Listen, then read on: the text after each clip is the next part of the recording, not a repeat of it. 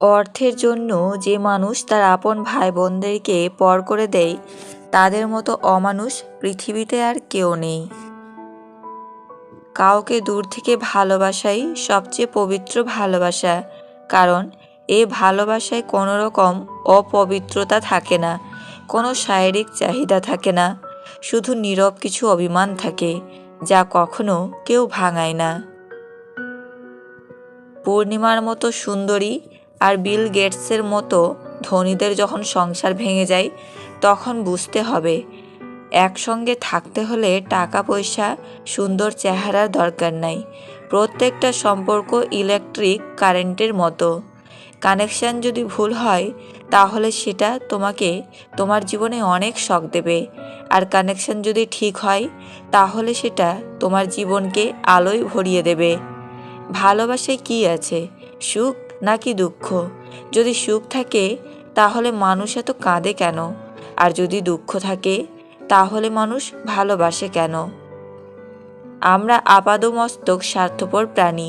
ভিখারিকে 2 টাকা দেওয়ার আগেও মানুষ চিন্তা করে কতটুকু পুণ্য অর্জন হবে। বিনা স্বার্থে কেউ ভিক্ষুককেও ভিক্ষা দেয় না।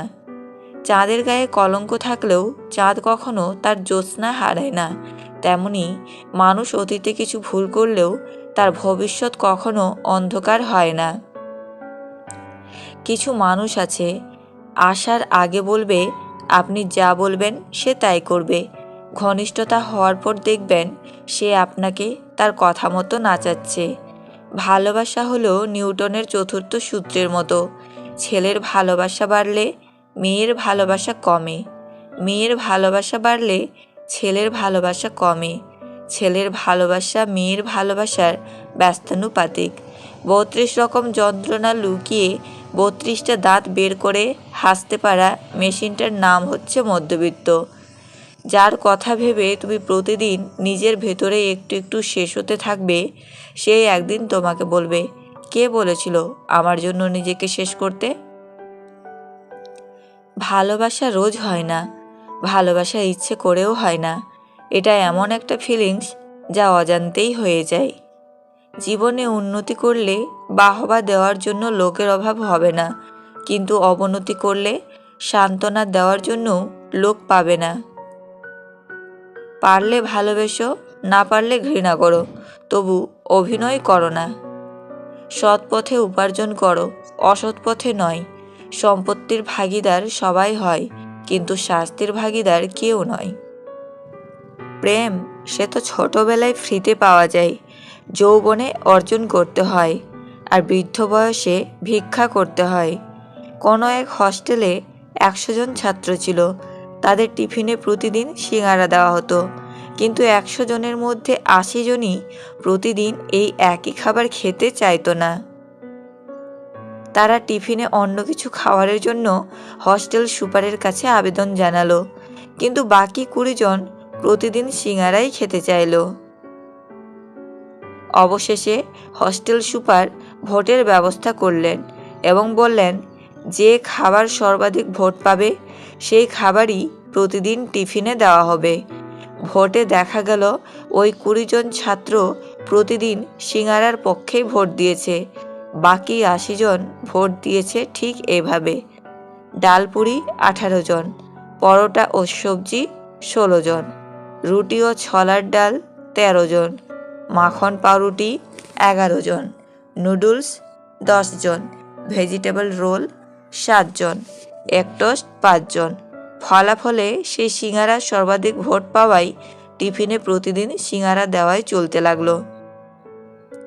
মরাল অব দ্য স্টোরি হলো, যতদিন 80% মানুষ নিজেদের স্বার্থপরতা নিয়ে দ্বিধা বিভক্ত থাকবে, ততদিন 20% মানুষই তাদের শাসন করবে। যদি সুখী হতে চান, তবে প্রত্যাশা কমান। আপনি কারো জন্য কিছু করে থাকলে সেটা চিরতরে ভুলে যান, কারণ সেটা যতদিন আপনি মনে রাখবেন, ততদিন সেটা আপনাকে অহংকারী করে তুলবে। আবার কেউ যদি আপনার জন্য খুব ছোট কিছুও করে থাকে, তবে সেটা আজীবন মনে রাখবেন। সেই সম্পর্কগুলোই চিরকাল টিকে থাকে, যেগুলি মন থেকে তৈরি হয়, প্রয়োজন থেকে নয়। এক বাড়িতে একসাথে থাকলেই তাকে পরিবার বলে না। পরিবার মানে হলো সারা জীবন একসাথে থাকা, একে অপরের দুঃখ বোঝা, সুখে দুঃখে সাথে থাকা, একে অপরের কেয়ার করা।